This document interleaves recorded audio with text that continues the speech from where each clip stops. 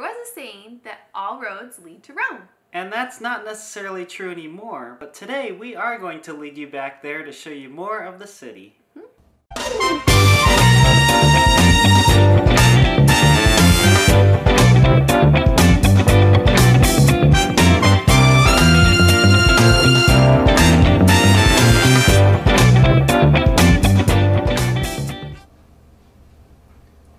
Hi everyone, welcome to Around the World with Joshua and Alyssa, and we are excited to start a new 5-week series with you.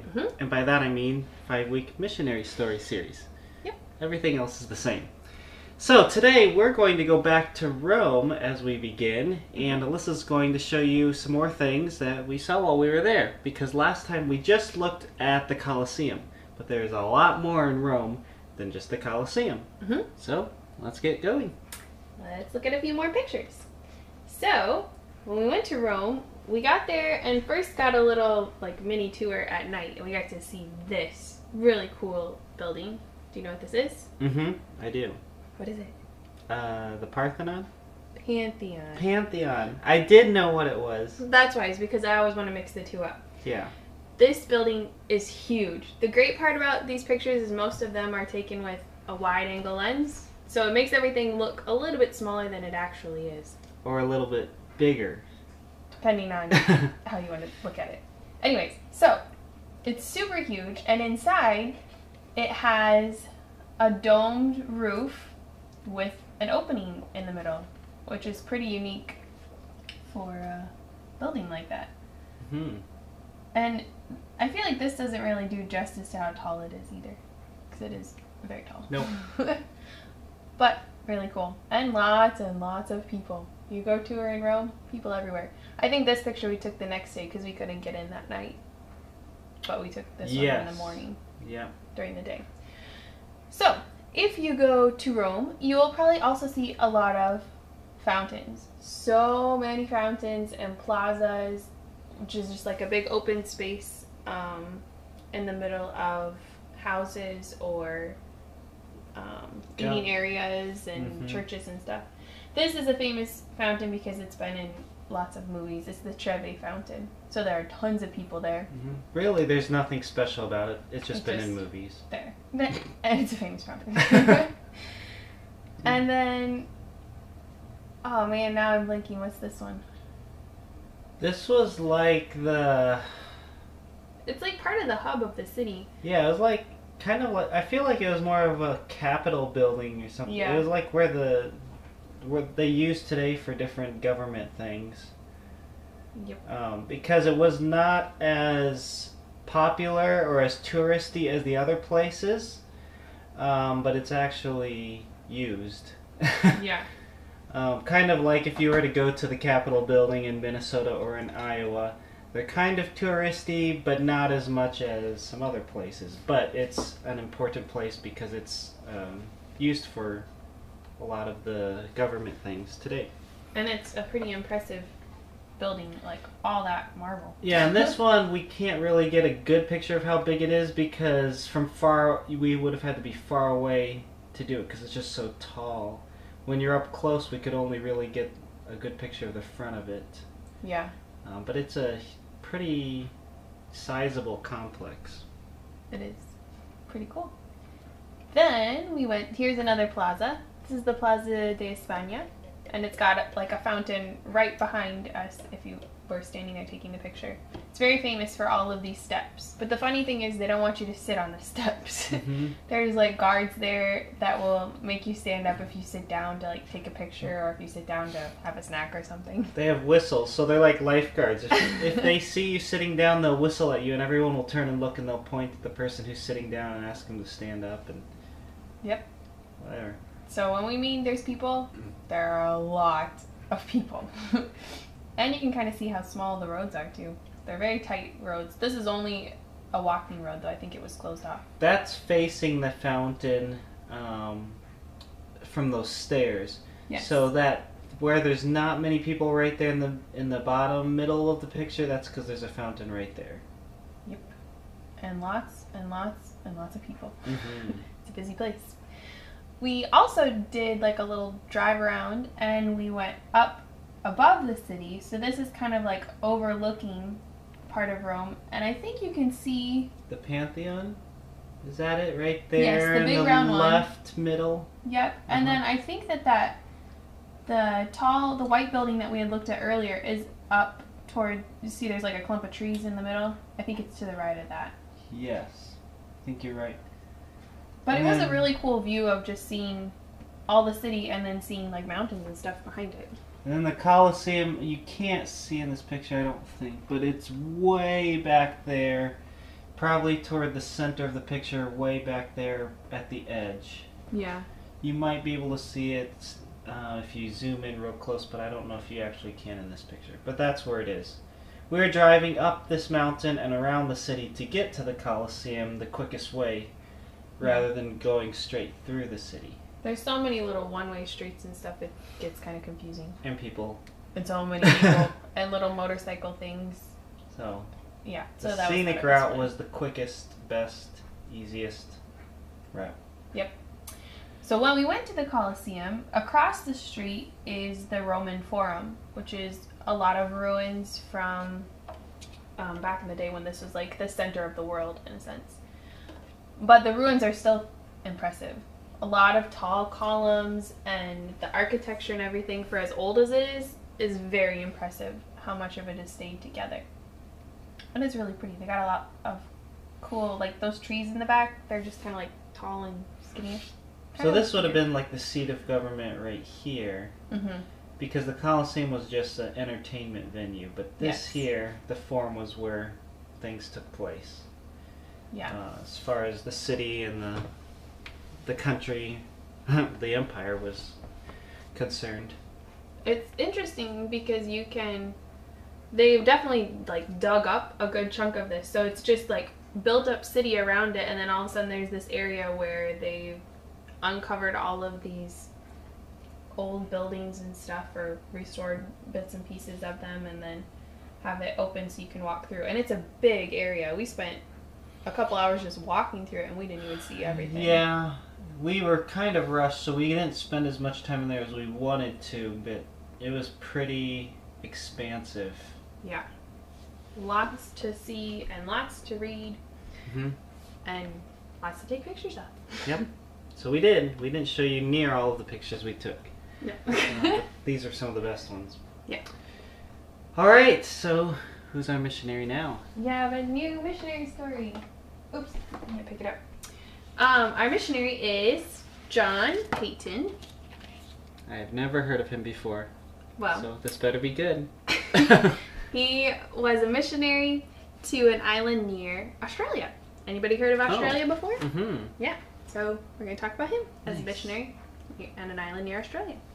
So look at our map here and just think about it. The islands that he ended up going to were off the coast of Australia, kind of here north of Australia. And we're going to start the story when he was a boy, and he lived over here in Scotland, which we talked about a few weeks ago when we were doing our little picture tour of Europe. So,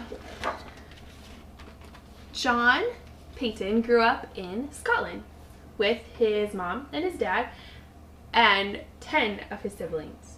So he had a lot of siblings in his house.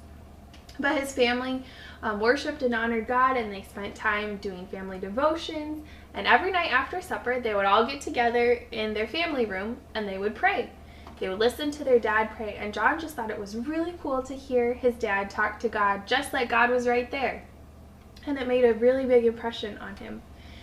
And after every meal, his father would also go into his room and he would pray after. So he spent a lot of time praying and getting to know who God was and talking to God all the time. And John saw that as he grew up, and he thought it was a really neat thing. Well, John's dad was a stocking maker, so like socks, back in the day. And John and his siblings would help with the business, which was in the front part of the house. And they would work really, really hard. Well, finally, John got old enough where he could go to school. He was so excited. He finally got to school. And he worked really, really hard at school, and he did his best. He was always smiling and happy to go and excited to learn the next thing. Well, one day he got home from school, and his mom looked at him and she said, you can't wear that outfit another day. It's gonna fall apart on your way to school tomorrow. And he realized his clothes were really getting worn out. Well, he had so many siblings and they didn't have lots of money for everybody, so it's not like he could buy new clothes all the time. And that night after supper, they decided to pray about it.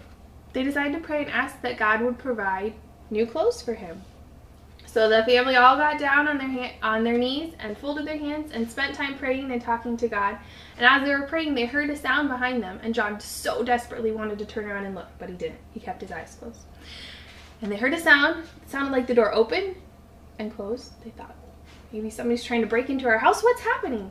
Well, after they finished praying, they turned around, and over by the door was a package, and inside was a whole new outfit, just John's size. God had provided, just as they were asking. John thought it was so cool. He went to school the next day, and people started to notice that he had new clothes, and he said, God gave them to me. He got to tell people so many times of how God gave him the things, and how he had just provided just what he needed at the right time. A little bit later, he found out that it was his teacher who had bought the clothes and brought them. But who prompted his teacher to do it just at the right time? God did. He answered prayer. And his teacher reminded him too, whenever you talk to God, God will give an answer. It might be right away exactly what you're wanting. It might be wait, or it might be no. But God will give an answer when you pray. I think we learned that from our Amy Carmichael story too. And as John grew up, he realized that it wasn't just that his mom and dad trusted in Jesus and that they talked to him, is that it was a decision he had to make. So as a boy, he trusted Jesus as his Savior and began to get to know God better and wanted to follow after him and do what was right. And as he grew up, he had to get a job because there were so many kids. He couldn't just keep going to school. He had to get a job instead. So he worked for a farmer, and he was a very hard worker. Now, a lot of kids or people when they're working, when they have a break time, they just lay back and relax, maybe take a nap or play some games or something. But John would bring books with him, and he would spend his break time reading books or eating at the same time so that he could keep up with his studies, even though he couldn't go to school. One day, his boss called him in. He said, I've been noticing, John, you are a very hard worker, and I would like to offer you a job with the government for 7 years. You have to promise to me 7 years to work this job, and the government will give you all this free training, and I think it's just the right job for you. What do you think? John said, well, I serve another master, and I don't know if I can stay for 7 years. He might have another plan for me. And his boss got really angry. Another master? What are you talking about? And John said, I'm talking about Jesus Christ. He is my master. He is in charge of my life, and I don't know if I can stay here exactly 7 years. He might have another plan for me. John's boss got so angry, he fired him. After saying he was going to give him a great job, then he just said goodbye, and he didn't have a job anymore.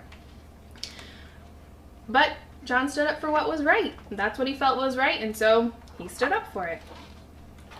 Well, he got another job, and he kept working really, really hard as a farmer, and people noticed his hard work. But after a while, he wasn't able to work in the area anymore because the farm seasons were up, and so he had to go somewhere else. So he decided he was going to go to the city of Glasgow, which actually we talked about a few weeks ago. The only problem was there weren't trains that went there. The stagecoach, like going by horse and carriage, was really expensive. He didn't have very much money, but he needed to get a new job. So he ended up walking, and it was 40 miles to get to the city. But he needed a job, and he felt like this is what God wanted him to do, so he packed up his things and carried them. And his dad walked with him for the first 6 miles, and they talked and they spent time praying and thinking about the things that God had taught John through the different jobs that he'd had, to be a hard worker, to stand up for what's right, even though life is tough sometimes, and then to just keep trying to do your best to learn wherever you are. Well, after 6 miles, John's dad said that he had to go back home, and John had to keep going. He was sad to leave his family. He didn't know when he'd get to see them next, because a 40-mile walk is a long walk. But he thought this is what God was leading him to do. So he got into the city, and he got a few jobs, But he had to work really hard, and the air was bad because of all the factories, so he ended up getting sick a lot of times. And one time he got so sick, he had to stop working, which meant he lost his job. He didn't have very much money, and he just kept praying, and God provided little by little exactly what he needed.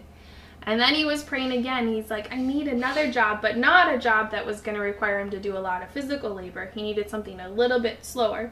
And he saw a sign that said, teacher wanted. Oh, I'd really like to learn, so I could do a teacher job. And he went in to ask about the job. And the man in charge said, it's a school only for boys, and very naughty boys. The boys were so naughty that the leader of the school gave John a cane, like a hollow stick, and he said, you can use this on the boys if you need to get them to listen to you. Because they'd been through so many teachers because these boys were so awful. Well, John was up for the challenge. It wasn't going to be quite as hard as all the physical labor, but he was going to have to work hard to get these boys to listen to him and to do right. Well, just like that head teacher said, those boys came in and they made fun of John because he was really skinny from being all sick, and they said mean things to him. They were not nice. They were not respectful at all. So John took out that stick and held it in his hand, but he didn't want to beat the boys. He didn't think that that was the right way to discipline them. He brought them up in front of the class for all the other boys to look at, these two that were kind of like leading the pack. And he said, what do you think we should do with these two boys? Well, this was different. Normally the teacher did something to the kids and then they would respond better. Well, kind of, for a little bit. But instead he wanted the other kids in the class to help the two that were causing all the problem. He wanted them to help the boys understand what they should do better. It was a completely different way of dealing with the kids. And he wasn't mean. He wasn't harsh. He just was very firm. And the other children in the class said, well, these boys should apologize for the way they've talked to you and the way they've treated you and responded in class. And you know what? It worked much better than disciplining them and beating them, was to instead help them understand it was their responsibility to take what they had done and apologize for it. So the boys apologized and the class improved.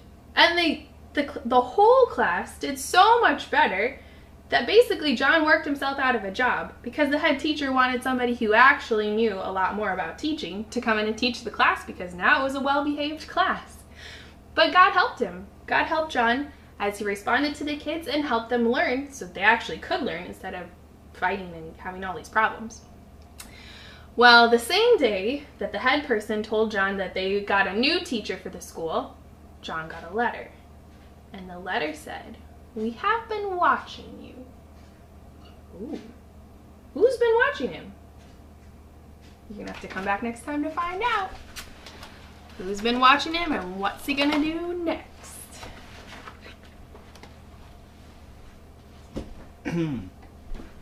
Sounds creepy. It's not supposed to be creepy. Okay, well, we have something hidden today that's kind of nice. Maybe you've already found it, but that's all I had to say about that. Going on to our missionary for today. We are looking at some friends of mine, friends of my family actually, and someone that my home church supports, and that is Jim and Julie Leonard. And they serve in Brazil, and I will be talking about their ministry a little bit from my perspective eventually, because I'm going to tell you about Brazil someday, and I spent 2 summers with them. And so some of these pictures that you're going to see today are my pictures, and that's because while I was down there I took a lot for them so that they could use it for ministry reports and other things. So Jim and Julie Leonard, they live in northeast Brazil, and Brazil is a huge country. Think of the United States and how big the United States is, and then think of Brazil as being that big. Or bigger. I think it's bigger. I think so too. It is huge. And so when you think of Brazil, it's not just a country that's the size of one of our states. a giant country. In fact, there are more people in Brazil than in all of South America, rest of South America combined. And South America is a pretty big continent, but Brazil takes up most of it. Mm-hmm. So when we say that they're from Brazil, you can't just say, well, maybe they know this person in Brazil. That just doesn't work. It's too big. So they are up in northeast Brazil, and this is the poorest and most underdeveloped region in Brazil, as Pastor Jim says. And he also says it is the least evangelized region in all of the Americas. And so he's including now North America, Central America, and South America. And when I was there, it's true, I went to part of South Brazil, and it was a lot more developed than what northeast Brazil is like. And where they are specifically, it's not jungle. You might think of Brazil and think, oh, Amazon. Nope, it's just desert, mostly, where they are. And in this picture, you say, well, I see a lot of green. Well, rainy season? It was closer to the rainy season here, yes. Give it 6 months and that would all be brown. The weather is like summer all year round, and the culture is warm climate, which means that the people are very friendly, and the language they speak is Portuguese. They primarily serve at this seminary here, Seminário Batista do Cariri, and that is in Portuguese. It means Baptist Seminary of Cariri, which is the city where it's located. And they work in the Bible College training Brazilians for gospel ministry in local churches down there. They also have a correspondence Bible school, and I'm sorry I do not have a picture of that here. I have a picture of it somewhere, but I'm not sure where. It's just this, they have all these Bible studies that they send out to people and then in churches, and then when the people do those Bible studies and fill them out, they send them back and they send them a new one. Oh, that's cool. And it's a way to keep track of their progress and to keep them accountable and to keep them going through the studies. And it covers all sorts of topics as far as doctrine and theology and basic Bible knowledge is concerned. It's really comprehensive. So they send out lessons for people to learn about the gospel and about Christian living. And so here, let me just mention, here are a few pictures of the Bible College. There, Pastor Jim is teaching one of his classes. And here's another picture. You can see the windows there are just, they're all open. There's no glass in those windows. That's because it's like summer all year round, so they just have it open to let the air flow through. It doesn't get cold enough there to need the windows that we're so used to having on our houses. There he is, checking some homework assignments. Mrs. Leonard also teaches in the Bible College. She teaches ladies how to do ministry in their homes and in their churches and as missionaries, and she's just an extremely hospitable person, and so she's a great teacher for teaching people how to be hospitable to other people and to encourage fellowship and growth among other believers. And here is a picture of them with the missions team at their Bible College. So they have a group of students that heads up like a missionary fellowship group, and so these are the leaders of that group 7 years ago, I think. And so it's not the same people now, but that gives you an idea of another ministry they're involved in there at the college. Here's another picture of Mrs. Leonard serving food at one of the events there. As I said, she loves to cook and do special things to make events really nice and beneficial. Here, I believe this was an Easter program at their church, and so she is helping lead that. They, aside from just working in the Bible college, they also assist with church plants in their area, and there are a lot of different church plants. And so they have helped with several of them. This is the main one that they're working with now. These are some of the men in the church who are the leaders, like the pastor and the deacons and some other men there at that church. And so they are not lead pastors, they're not the lead pastor at any of these churches, but they come alongside the Brazilian nationals and guide them through the process of leading the church and growing and becoming more knowledgeable in their ministry skills. And so that's something else that they're involved in.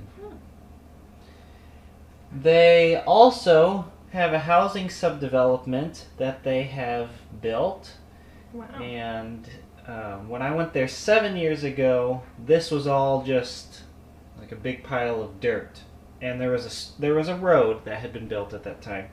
Then I went back 4 years ago, and there was these 2 houses, and they were working on another one. And look at all that landscaping; it's just beautiful.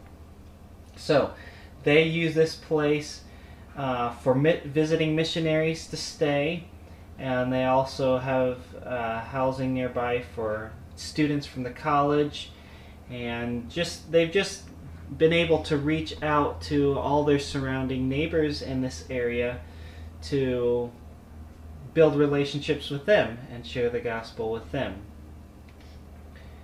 Here are a group of the families from the Bible college having a meal together, and here is a picture of some of the food.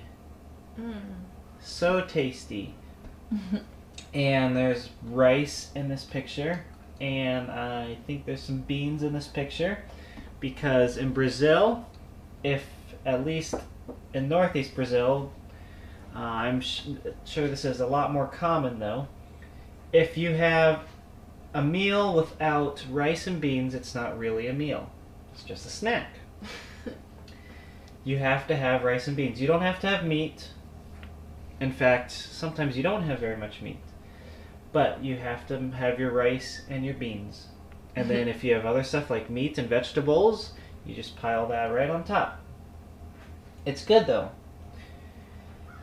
Let's see. When you eat a sandwich, you have to use a napkin to pick it up so that you don't get your fingers dirty. You don't use your napkins to wipe off your hands after you eat it. You use the napkin to pick up the food so you don't have to wipe off your hands. Now, pizza, you don't pick up your pizza. You use a fork and a knife to eat your pizza. That's right. There are a lot of small motorcycles everywhere. Like when here's along the side of a street, and you see on one side of the street there's some cars parked. Like 8 cars parked there? A lot more motorcycles. And now we have about 20 motorcycles parked on this side, because it's a much easier, cheaper way to get around. And so motorcycles are not this cool thing that a few people have just as a hobby. Motorcycles are a main source of transportation there. And let's see. Driving is like a video game, Pastor Jim says, with potholes, pedestrians, animals, like cows, just out in the country. You'll have cows on the road. Bikes, these motorcycles. So as you drive, you have to be very alert. Sometimes you have to be alert here in the U.S. too, because we have some bad drivers here. There, you just have to be really alert, because there's always something or someone somewhere who may be in your way. Or crossing the street when you're not looking, or you may be parked at a stoplight and all these motorcycles just drive by you and take up the space beside you, and you just gotta be careful. The climate, as I mentioned, is like summer all year round. There are not much for seasons. There's like a rainy season and then a dry season. The rainy season is from January to May, and then June to December, it just all starts dying, turning brown. And temperatures range from 70 to 95 degrees. And where they are, it's not too humid, so it's like a dry heat, which is a little nicer. But it can get humid sometimes during like the rainy season when you have all that water. The days are about 12 to 13 hours, so from like 6 a.m. to 6 p.m. is your daytime, and then it gets dark. Now, because it's a warm climate culture, the people, as I mentioned earlier, are very friendly. They are a lot more huggier than people would be here in the U.S., as you can see in this picture. The ladies and the men, and when you greet someone, you hug them, and you crowd into spaces, and it's okay. You just enjoy that because you're all friends. And he says that men and women who are better acquainted will also do the kiss blow on the cheeks. Oh, like improve. Mm-hmm. Now, that wasn't as common from what I saw. It did happen, but like, I guess because I wasn't very acquainted with everyone, they never did it to me. But that's another part of their culture. We asked, what is life and school like for children in your area? School usually goes for 5 hours in the morning or sometimes in the afternoon, and the kids are very friendly and trusting. In the recent past, they would just play in the streets or on the sidewalks, and that's what I saw while I was down there. This picture is a whole bunch of kids that came to our VBS, and then I took a picture of them out in the street, and then they all just walked home at night. And a lot of them were just playing in the street at night. And so kids are very trusting of everybody. Nowadays, the past couple of years, kids are constantly playing or communicating on smartphones, which makes sense because we see that here too. Mm-hmm. And so it's kind of taken over the world, I suppose, just everywhere where people have smartphones, which is basically the whole world. People spend a lot of time on those, and kids especially. We asked them how we can pray for them this week. Right now they are here in the U.S., taking a little time to evaluate their current ministries in Brazil. And because of their maturing mission field, like where they are in Northeast Brazil, in their region, their city, as I mentioned, there's a lot of churches, and that's because the missionaries of the past and their family have done a great job reaching the people and turning the ministry over to the Brazilians, which is exactly what you want. As a result of that, they are considering the possibility of phasing out their ministries in that location. So they are back here right now reevaluating and praying, and also I'm sure a little bit of a break from what the coronavirus is doing down in Brazil.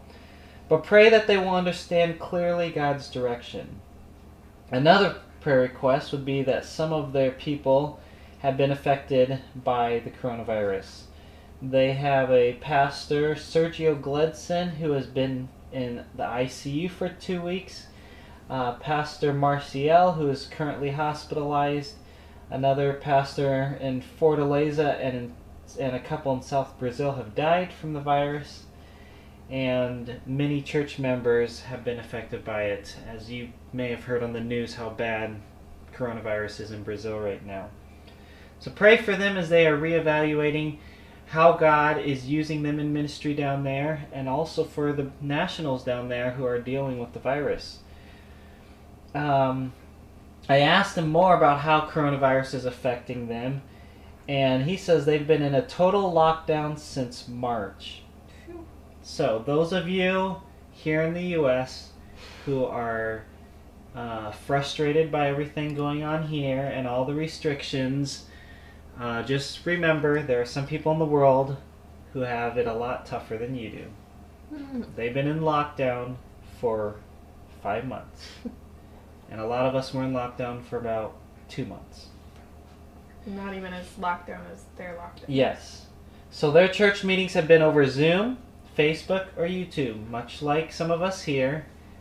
But they're not complaining about, or I mean, I'm sure there are some people who are complaining, but there's also probably a lot of people who are taking it well and have a good attitude because they know that this is what God is giving them the opportunity to do.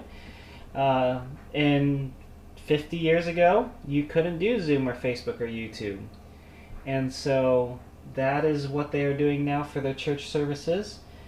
And so you can pray for them that they would continue to have good meetings that way and that they would be able to have good attitudes about it. For college classes, teachers have had to figure out how to teach remotely.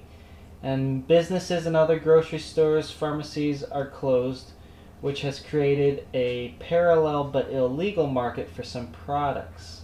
Because if you're forced to be closed, but you got to make money somehow, and other people have products they need to sell and products you need to get. People are going to find a way to do it. Mm-hmm. But the government has made it illegal, and so people are just trying to work around those government restrictions so that they can save their jobs, save their families. Many have been unemployed. Now, I asked, what is something you wish that people would ask about but they never do? Well, if you were to ask, where in the world can I go to preach the gospel where nobody else is doing so? They would say many, many communities in northeast Brazil. Because, like I said, their area is well evangelized, but there are many other places in northeast Brazil, which is still a big area, that have never been reached with the gospel. And I asked, or they said, a question they wish people would ask is, what is the hardest thing they had to do when leaving to go to the mission field? And the answer is, leaving their family is one of the hardest things for them to do. This picture is old. It's like 2.5 years old. So these kids are a lot older, and I think there's more grandkids than this now. But being away from their children, and especially their grandchildren, is a hard part about having to be on the mission field when they have family in other parts of the world. And I think it's that way for a lot of missionaries. Mm-hmm. Anything else that would be interesting for people to know about in regards to Brazil? They said Portuguese is somewhat like Spanish, but it is still a distinct language, and there are more Portuguese speakers than there are Spanish speakers in South America because Brazil is so large. This is actually a picture of the Leonards with a lady that was being sent out as a missionary to Bolivia. Brazilian, going to Bolivia where they speak Spanish, and so it was easier for her to get that language and to go to Bolivia to serve. But they are still two distinct languages. Their college, the seminary, has just begun offering online mini courses to help strengthen the churches in the Portuguese-speaking world. The first course they offered was How to Study Your Bible, and they had over 1,500 students enrolled in the first 2 weeks.